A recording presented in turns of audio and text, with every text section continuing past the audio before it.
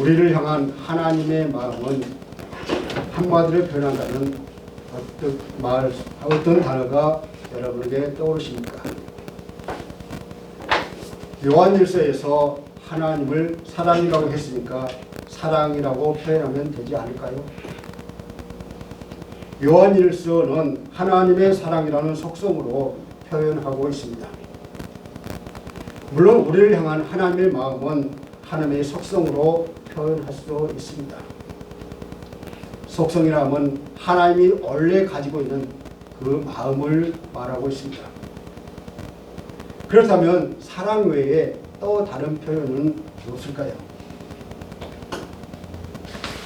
하나님의 마음을 은혜라고 표현하여 봅니다. 은혜는 마음이기도 하고 선택이기도 하고 또 행동의 동기가 되기도 합니다. 또 은혜는 실제적으로 나타나며 사람의 마음을 감동시키는 그런 요소이기도 합니다. 은혜는 관계성을 실현시키기도 하고 사람을 변화시키는 원동력이 되기도 합니다. 그러므로 우리를 향한 하나님의 모든 일을 한 단어로 표현하라고 한다면 은혜라고 말할 수가 있습니다. 우리가 일반적으로 예식하는 은혜와 우리를 향한 하나님의 은혜는 차이가 있습니다. 우리의 믿음은 하나님의 은혜를 점점 더 깊이 인식하는 방향으로 나아가야 합니다.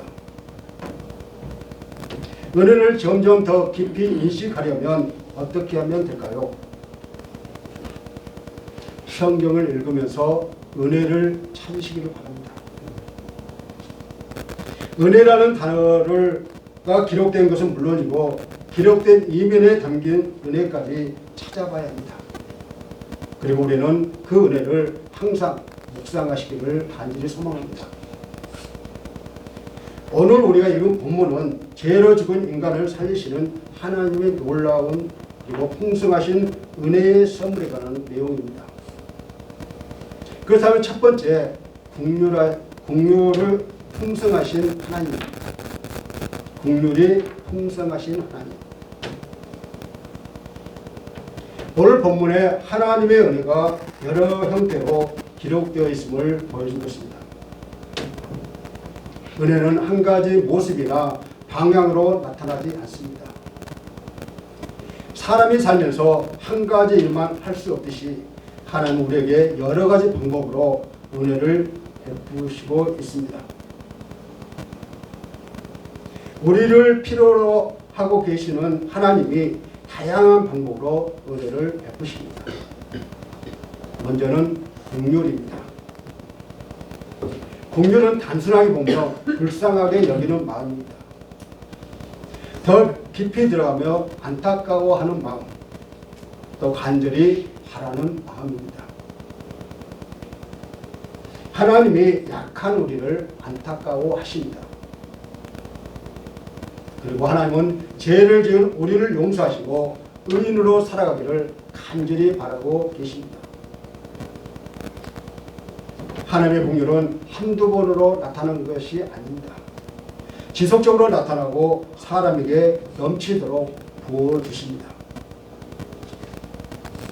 당신께서 창조하셨기 때문에 사람에 대한 존재의 목적을 가지고 있으며 인생을 살 동안 언제라도 자신의 선택에 있어서 하나님의 뜻이 자기 삶의 목적으로 순종하는 그러한 선택을 할 수 있는 존재가 바로 육신을 가진 인생이기에 인생을 사는 저와 여러분에게는 언제나 하나님이 긍휼하심의 안에 있는 것입니다. 그러니 그 긍휼은 풍성함 그 자체입니다. 그래서 본문은 긍휼이 풍성하신 하나님이라고 표현하고 있습니다. 본문 4절을 다 같이 읽겠습니다. 4절입니다. 시작. 긍휼이 풍성하신 하나님이 우리를 사랑하신 그 큰 사랑을 인하여. 아멘. 하나님은 긍휼이 풍성하신 그런 분이십니다. 풍성하고 넘치고 무한하고 측량할 수 없는 하나님의 은혜를 긍휼이라고 하지요. 하나님의 풍성하신 긍휼함 때문에 하나님은 우리에게 구원을 베풀어 주십니다. 하나님 마음속에 아무리 쏟아 부어도 바닥나지 않은 그런 풍성한 긍휼이 우리를 사랑하고 계십니다. 하나님이 우리를 불쌍한 그런 마음이 없다면, 그리고 용서와 사랑을 포함한 긍휼이 하나님이 없다면 어찌 우리들이 구원을 받을 수 있겠습니까? 바울은 하나님께서 우리를 사랑하신 자기의 큰 사랑 때문에 우리를 구원하셨다고 말합니다.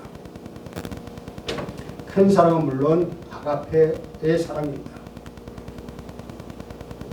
하나님의 진노를 받아야 마땅할 존재이지만 그럼에도 불구하고 조건 없이 하나님은 우리에게 측량할 수 없는 큰 사랑을 보이셨습니다. 다시 말하면 하나님은 우리를 큰 사랑으로 사랑해 주셨습니다. 하나님의 사랑의 두드러진 특징은 철저하게 이타적이고 자기 희생적이라는 것입니다. 긍휼의 이면에는 사랑이 존재합니다. 사랑하기 때문에 긍휼을 베푸시는 것입니다. 사랑하지 않으면 내버려 두거나 모른 척 하면 됩니다. 사랑하기 때문에 안타까워하시고 더 바른 신앙으로 살기를 원하고 계십니다. 우리는 무엇인가 더 일해야 하는 그 사람이 갑자기 죽을 때에 우리는 안타까워합니다. 하나님은 당신 안에서 바르게 살지 못하고 허물과 죄가 많은 우리를 안타까워하시며 살려주셨습니다. 이것이 바로 하나님의 은혜이고 하나님께서 창조한 생명들이 당신의 예정하신 뜻과 의와 계획과 목적대로 살게 되기를 바라는 한결같은 하나님의 긍휼하심입니다. 그리고 우리 인생은 살 동안 언제나 하나님의 긍휼 안에 있습니다. 하나님은 당신의 풍성한 긍휼 안에서 예수 그리스도의 살신과 함께 우리를 함께 살려주셨기 때문입니다. 두 번째로 은혜가 풍성하신 하나님입니다. 풍성한 긍휼로서 사람을 살리신 하나님에게서 우리는 은혜를 찾게 됩니다. 우리는 스스로 죄에서 벗어날 수 있는 힘도 없고 살아나는 힘도 없습니다. 이런 우리를 안타까워하시며 하나님께서는 우리에게 죄에서 벗어나는 일과 살아나는 그러한 길을 알려주셨습니다. 그 방법은 곧 예수님을 믿는 일입니다. 본문 7절을 다 같이 읽겠습니다. 7절입니다. 시작. 이는 그리스도 예수 안에서 우리에게 자유하심으로써 그 은혜의 지극히 풍성함을 우는 여러 세대에 나타내려 하십니다. 아멘. 수천 년 동안 불순종의 아들들 가운데 역사하던 영이 오늘날에도 똑같이 우리 곁에서 역사하고 있습니다. 그러나 이러한 어둠에도 불구하고 우리가 기뻐할 수 있는 사실은 진노의 자식을 구원하는 주님의 능력이 예배소에 임했던 것과 같이 오늘도 우리에게 임하고 있다는 것입니다. 예배소에도 우리가 똑같은 죄를 짓고 쓰러지던 죄인들로 넘쳐났습니다. 그러나 그곳에서 하나님의 더 강한 용서의 영이 부어졌고 그 죄인들이 일어나기 시작했습니다. 하나님은 그들을 구원하심으로 여러 세대 후에 여전히 똑같이 하나님의 회개의 영과 구원의 역사가 임할 것임을 증명해 보여주고 있습니다. 그래서 우리는 오늘 주님 앞에 나왔습니다. 수천 년 전에 그들에게 임하셨던 하나님이 지금 저와 여러분에게 임하실 줄을 확신합니다. 아멘. 그리고 예배소 교인들에게 임한 그 구원의 은혜가 우리를 통해 온 세상에 퍼지기를 소망합니다. 구원의 은혜는 예수 그리스도 안에서 그리스도와 함께 우리에게 주어집니다. 바울은 허물과 죄로 죽은 우리를 하나님께서 구원하신 목적을 우리에게 보여주고 있습니다. 그 목적은 앞으로 모든 세대에 하나님께서 영원까지 하나님의 은혜를 지극히 풍성하다는 것을 나타내기 위함이라고 사도 바울이 말하고 있습니다. 하나님의 은혜의 풍성함은 그리스도 안에서 우리를 향한 하나님의 자비하심에서 나타나고 있습니다. 그리고 구원받은 그리스도인들이 있다는 사실과 그리스도인들이 그들의 공동체인 교회가 존재한다는 사실 자체가 하나님 은혜의 풍성함을 나타내주고 있습니다. 여러분, 하나님의 독생자이신 예수님을 이 땅에 보내시고 하나님의 뜻을 알게 하셨습니다. 사람들은 하나님의 뜻을 외면하고 예수님을 십자가에 달려 죽게 했습니다. 여러분 생각해 보십시오. 하나님의 아들을 죽였다면 하나님이 경노하시고 사람들을 이 땅에서 사라지게 하실 수도 있습니다. 그런데 하나님은 사람을 살리는 방법으로 아들의 죽음을 허락하셨습니다. 이것은 사람의 생각으로는 도저히 계획도 안 되고 이해도 안 되는 자비입니다. 하나님의 자비하심이 풍성한 은혜였습니다. 그렇다면 아들을 죽였다면 그것으로 끝일까요? 사람을 살리려면 아들을 살려야 했습니다. 아들과 함께 살리는 방법, 아들과 함께 하나님 안에서 살게 하는 방법을 하나님이 계획하셨습니다. 하나님의 아들을 보내시고 죽게 하시며 또 살리심으로 사람을 살리는 은혜를 완성하셨습니다. 하나님의 은혜를 안다면 하나님의 자비하심도 함께 알게 될 것입니다. 우리의 시대만 알면 안 됩니다. 앞으로 오는 세대, 즉 우리의 자녀 세대도 하나님의 자비하심을 알아야 한다는 것입니다. 그래야 은혜를 삶의 지표로 삼고 살아갈 수가 있습니다. 세 번째로 구원을 선물하신 하나님이십니다. 하나님의 계획이 은혜 안에 하나님의 자비하심이 담겨 있습니다. 하나님의 자비로우신 은혜가 아니었다면 우리는 살아날 수가 없습니다. 하나님으로부터 영원토록 멀어지고 지옥에 떨어질 수밖에 없습니다. 그런데 하나님이 우리를 살리셨습니다. 즉 하나님 안에 있게 하시고 예수님과 함께 하늘에 앉게 하셨습니다. 이것이 구원입니다. 인간은 하나님의 인정을 받아서 구원을 얻으려고 노력하지만 그러나 인간의 어떤 노력도 하나님을 완전히 만족시킬 수가 없습니다. 따라서 인간의 어떠한 행위로도 구원을 얻을 수 없고 구원은 오직 하나님의 선물이라고 말씀해 주고 있습니다. 하나님은 구원의 조건을 제시하셨습니다. 사람을 살리러 오신 예수님을 믿으라는 조건입니다.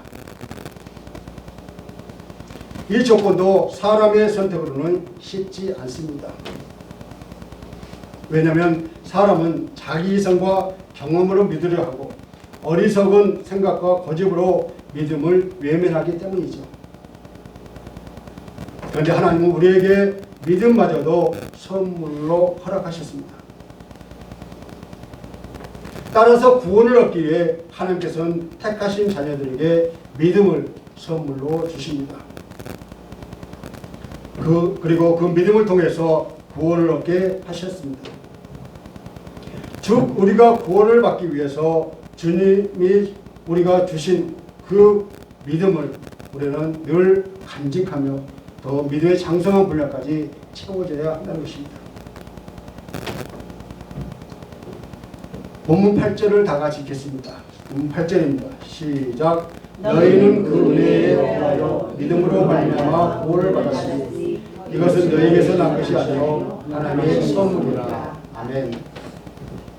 하나님이 우리에게 자신의 은혜를 보여주는 것은 그 은혜로 우리를 구원하셨기 때문입니다. 우리의 구원은 오직 하나님 은혜만을 나타냅니다. 바울은 우리가 그리스도를 믿는 믿음으로 말미암아 오직 하나님의 은혜로 구원받았음을 말하는데 이것이 바로 복음의 핵심입니다. 바울은 오직 은혜로 구원받았다는 사실을 확실하게 하기 위해서 구원은 하나님의 선물이며 인간의 행위에서 나온 것이 아님을 우리에게 분명하게 가르쳐주고 있습니다. 이처럼 구원은 인간의 공로가 들어설 여지가 없고 인간의 자랑이 들어설 여지가 없다는 것입니다. 그래서 구원은 무엇보다 하나님의 권위를 분명하게 하셨습니다. 구원받은 그리스도인들은 하나님의 권위를 인정하고 순종하는 사람들입니다. 우리는 믿음으로 구원을 얻었는데 믿음은 우리의 행위가 아니라 하나님이 하신 일을 받아들이는 그러한 통로입니다. 그렇습니다. 우리가 믿는 것은 하나님의 의지와 선택이 아니라 우리의 의지와 선택이 아니라 하나님께 주신 선물을 받았기 때문입니다. 어떤 사람은 구원을 행위의 결과라고 생각합니다. 착한 일을 많이 하고 업적을 많이 쌓으면 구원받을 것이라고 생각합니다. 이 세상의 종교가 대부분 그렇습니다. 사람의 능력을 어느 정도 인정하는 것입니다. 그러나 아무리 생각해도 사람의 행동으로는 구원을 받을 수가 없습니다. 사람은 본성적으로 약하고 아무리 착해도 흠이 있기 때문입니다. 그러나 구원하신 하나님이 구원받은 믿음을 선물로 주셔야 합니다. 구원은 전적으로 우리에게서 난 것이 아니라 하나님의 선물입니다. 그래서 모든 것이 은혜입니다. 믿음을 선물로 받으면 자기 믿음과 행동을 자랑하지 않습니다. 하나님이 주신 믿음과 구원을 그저 감사할 뿐입니다. 네 번째로 우리를 예비하신 하나님이십니다. 하나님의 은혜는 하나님께 만족입니다. 하나님이 하고 싶은 일을 하셨으니 만족하시고 기뻐하십니다. 하나님의 은혜가 우리에게 완전하게 적용되면 하나님의 의도와 목적이 이루어진 일이니 하나님께서 기쁨을 이기지 못하는 일입니다. 스가랴서 3장 17절에서 그는 구원을 베푸실 전능자이시라 그가로로 말미암아 기쁨을 이기지 못하시며 라고 말씀합니다. 하나님께서는 이 말씀을 통해서 이스라엘을 얼마나 사랑하는지 보여주고 계십니다. 그들은 더럽고 죄 많은 정말 자격이 없는 민족이었는데 그럼에도 불구하고 하나님께서는 그들을 구원하시며 그들로 인해 기뻐하신다고 말씀합니다. 하나님은 왜 우리를 기뻐하실까요? 하나님 우리가 무엇을 잘해서일까요? 그렇지 않습니다. 그 이유는 우리를 사랑하기 때문에 그 존재 자체만으로도 기쁜 것입니다. 게다가 하나님이 우리를 지으시고 우리의 믿음까지도 세워주십니다. 본문 10절은 하나님이 우리를 창조하신 목적입니다. 다 같이 읽겠습니다. 본문 10절입니다. 시작. 그가 만드신 거라 그리스도 예수 안에서 선한 일을 위하여 지으심을 받은 자니 이 일은 하나님이 전에 계획하사 우리로 그 가운데서 행하게 하려 하시니라. 아멘. 하나님은 예수 그리스도를 통해 우리 각 사람을 만드시고 지으셨습니다. 그렇습니다.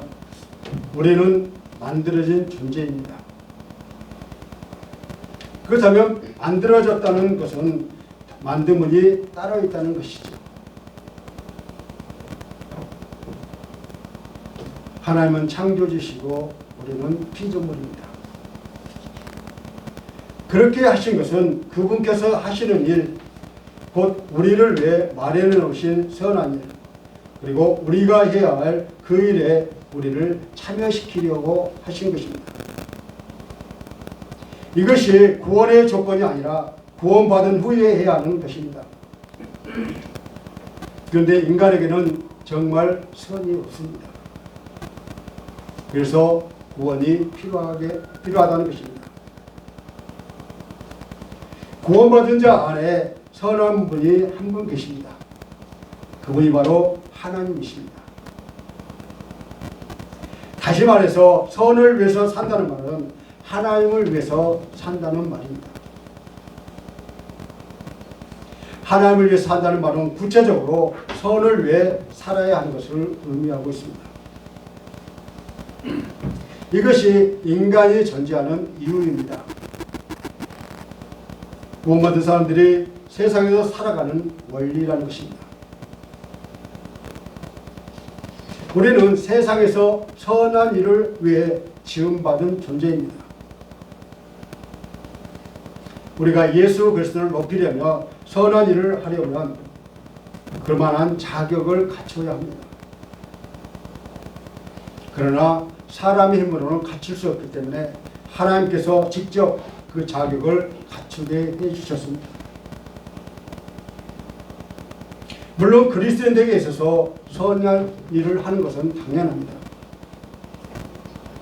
그렇다고 선한 일을 통해서 구원받는 것은 아니라는 것입니다.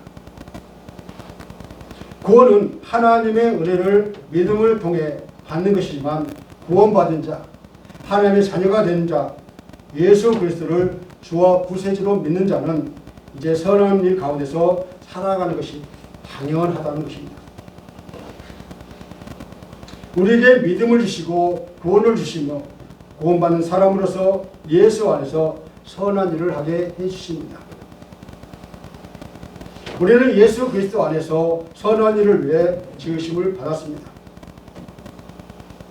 하나님이 이 일을 계획하시고 성취하셨던 것입니다. 이 일은 하나님이 창세전에 그리스도 안에서 우리를 택하사 예비하신 하나님의 주권적인 계획에 따른 것입니다. 그리고 이 일은 우리로 그 가운데서 행하게 하시고 하나님의 은혜로운 능력을 따르게 합니다. 우리가 행한 모든 선한 일은 하나님의 기쁘신 뜻대로 그분이 주시는 소원과 능력으로 행하는 일입니다. 그래서 모두 하나님의 은혜라고 고백할 수밖에 없습니다. 하나님을 믿고 구원받는 우리를 예비하시고 또 우리를 통해 더 많은 사람들이 믿고 구원하는 일을 예비하신 것입니다. 하나님이 예비하신 일을 행하시고 더 확장하십니다.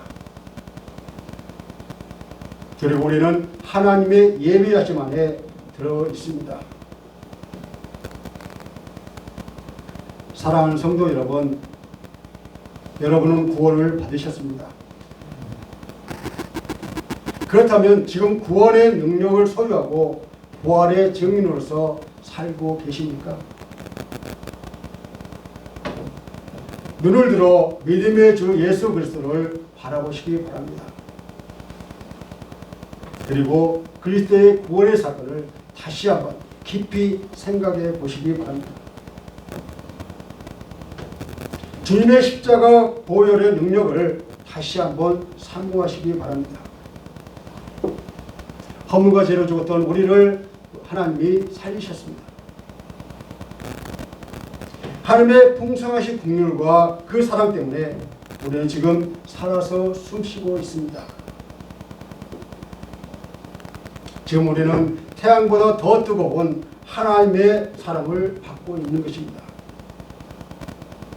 십자가에 달리신 주님의 사랑, 우리를 사랑하사 구원하신 그 뜨거운 사랑을 지금도 변함없이 우리는 받고 있다는 사실입니다. 그리고 이런 모든 것들이 우리의 행위와 어떠한 공로 덕분이 아니라 오직 하나님의 은혜요 하나님의 선물인 것을 항상 기억하고 항상 감사하시기를 바랍니다. 말씀을 맺겠습니다. 그리스도의 삶은 은혜로 힘쉬고 숨쉬고 은혜 위에 걷는 삶입니다. 많은 사람이 인생을 고해라고 부르지만 하나님의 자녀는 그 고해마저 은혜로 바꾸시는 그런 하나님을 경험하게 됩니다. 때로는 우리의 삶에 고난과 어려움이 있을지라도 하나님은 그보다 더 큰 위로와 회복의 은혜로 베풀어 주십니다. 하나님 우리를 여기까지 인도하셨고 지금도 우리와 함께 하시며 우리의 장래에 놀라운 은혜를 예비하고 계십니다. 그러므로 우리는 하나님의 풍성한 은혜를 누리려면 하나님의 은혜를 구하고 은혜를 의존하며 하나님의 은혜 가운데 믿음으로 순종해야 한다는 것입니다.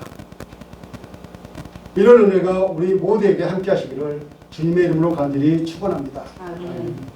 이 시간 우리는 하나님의 은혜를 공급받기 위해서 올바른 신앙생활을 하고 있는지 잠시 묵상하시겠습니다.